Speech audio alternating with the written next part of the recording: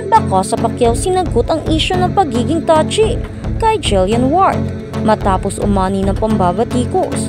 Kung bago ka lang sa channel na ito, huwag kalimutang mag-like, share, comment, and subscribe. Sa mundo ng social media, sapat na ang ilang segundo ng video o ilang larawan upang mabuo ang samot-saring opinyon, panghusga at minsan maling akala.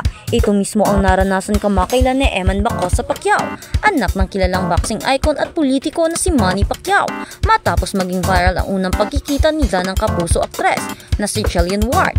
Eman Bacosa sinagot ang mga paratang. Hindi bago kay Eman ang atensyon ng publiko. Bata pa lamang nakasanayan na niyang lumaki sa mata ng maraming tagahanga, kritiko at mga taong laging may masasabi. Ngunit ngayong nagsisimula na rin siyang kilalanin bilang content creator at personalidad online. Tila mas dumadami ang matang nakatutok sa bawat kilos niya, at nitong huli isang simpleng yakap at magngiti ang naging mitya ng panibagong intriga. Ang naturang kontrobersya ay nagsimula nang makita ng netizens ang video kung saan masayang nakaharap ni Eman si Jillian Ward, ang matagal na niyang hinahanga ang aktres. Sa naturang tagpo kinamayan niya ang aktres, pinati ng may paggalang at niyakap ng ilang beses, isang bagay na ayon kay Eman ay normal na pagpapakita ng respeto at paghanga. Ngunit hindi ganoon ang pagkakakita ng ilan. May mga umalma at nagsabing tila sobrang touchy daw umano ni Eman sa aktres at hindi umano ito nararapat. Sa panahon ngayon, mabilis ang pag-usad ng chismis.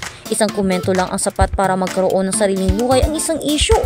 At tulad ng inaasahan, naging target si Eman ng pambabatikos at masasakit na salita mula sa mga taong hindi man lang niya kilala. Nang makapanayam siya ng programang Kapuso Mo, Jessica Soho, doon na niya tuluyang sinagot ang mga paratang sa kanya sa mahinahong tono. Hindi niya sinabayan ng init ng ulo ang issue. Sa halip, isa lang ang mensaheng binitawan niya: humusga lamang kapag alam ang buong kwento. Sa mga gumagawa po ng negative issue, bago ka manghusga ng tao, alamin mo muna kung ano ang totoo. Mariing pahayag ni Eman. Ipinunton niyang walang masama sa ginawa niya at walang anumang maling intensyon ang bumabalot sa kilos niyang iyon. Para sa kanya, ang pagyakap ay simpleng gesture ng paggalang at warm greeting. Isang nakasanayan niya mula sa kanyang sariling pamilya. Hindi lamang mga kritiko ang nagbigay ng reaksyon. Marami ring netizens ang agad na nagtatanggol kay Eman. Para sa kanila, kilala na ang binata bilang mabuting anak, magalang at malambing lalo na sa kanyang magulang. Ilang videos na nga ang patunay kung paano niya niyayakap at minapakita ang pagmamahal sa kanyang ama at ina. Kaya para sa mga taong nakakakilala sa kanya, malinaw na hindi ito tungkol sa pambabastos o pambabatikos, samantala o pagsasamantala. Bagkus bunga lamang ito ng maling interpretasyon. Ngunit sa kabila ng mga sumusuporta sa kanya, hindi maikakaila na dumarami rin ang mga nagmamasid sa bawat galaw ni Emma. Ganito talaga pag pumapasok o talaga kapag unti-unti nang pumapasok sa sentro ng atensyon ang publiko. Minsan kahit gaano kabuti ang intensyon, may mga taong pipiling baliktarin ang mga kwento para lang makahanap ng mapupuna. Ang sinabi ni Eman Bacosa tungkol kay Jillian Ward ay naging usap-usapan sa buong bansa. Para kay Eman, isa itong paalala na habang papalaki ang kanyang mundo sa social media, lumalaki rin ang responsibilidad niya bilang personalidad na sinusundan. Hindi lahat ng kilos ay maiintindihan ng iba. Hindi lahat ng salita ay tatanggapin ng mga hindi nakakakita ng buong larawan. At higit sa lahat, hindi lahat ng tao ay papalakpakan ang pag-angat mo. Subalit sa kabila nito, pinipili niyang maging kalmado. Hindi siya bumabawi ng paninira, hindi siya sumasagot ng masakit. Ang sagot niya ay diretsyo, simple at totoo. Isang anyo ng maturity na bihirang makita sa kabataang napapaligiran ng intriga sa mata ng kanyang mga tagahanga at sa sinumang matagal na sumusubaybay sa kanya. Ang pagkilos ni Eman sa isyong ito ay patunay ng pagkakaroon niya ng magandang pagpapalaki. Ayon pa sa ilan, hindi na dapat pang palakihin ang ganitong issue dahil malinaw na walang masamang naganap sa pagitan niya at ng aktres. Pareho silang masaya, magalang at komportable sa tagpong iyon, kaya't hindi raw patas ang paghusga ng mga taong may ibang interpretasyon o interpretasyon. Sa dulo nananatili pa rin ang tanong, bakit nga ba mahilig ang ilan na hanapan ng butas ang mga taong wala namang ginagawang masama? Minsan ang kasikatan ay parang ilaw na mas maliwanag kaysa sa natural na kaya mong makita. Dahil dito may mga aninong bigla at walang awa na sumusupot, mga taong naghahanap ng kahinaan ang dahilan upang ibagsak ang isang umaakyat. At tulad ng karamihan na dumaan na sa spotlight, kailangan ni Eman na matutong isala ang papuri at kritisismo sapagkat hindi lahat ng pumapalapak ay kakampi at hindi lahat ng pumupuna ay kaaway. Sa huli, nananatili ang aral mas madaling manira kaysa umintindi. Ngunit hindi kailanman masama ang pagiging mabait o maging mabait kahit sa harap ng maling akala. At para kay Eman Bacosa Pacquiao, ang pagiging totoo at magalang ay hindi kailanman magiging mali kahit pabaluktutin ito ng iba.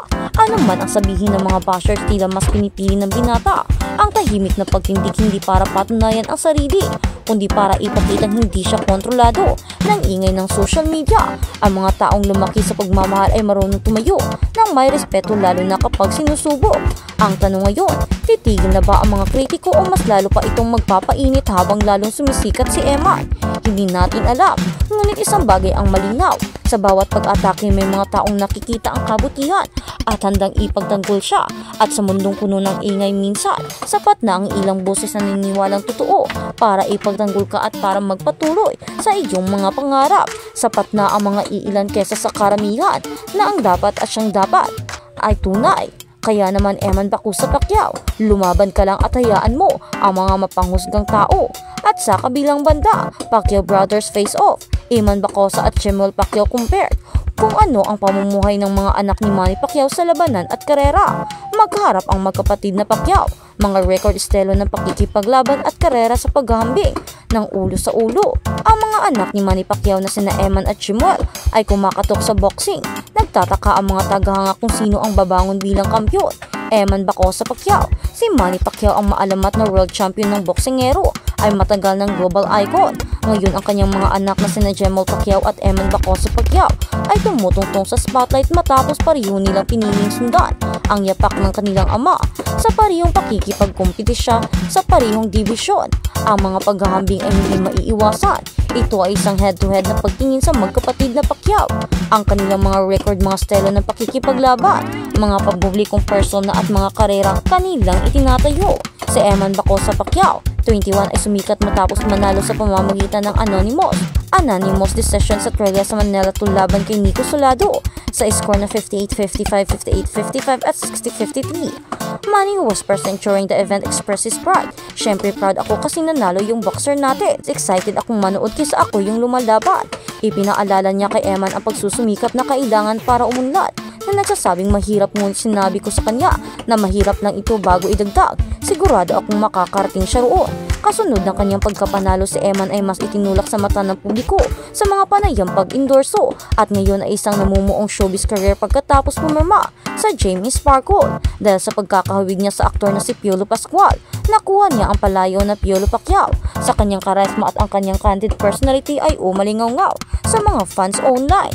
Kaya naman ang karera ni Eman Pacquiao ay panigurado, masayabo at mas marami pa ang makakamit niya at mataas pa ang kanyang maaabot.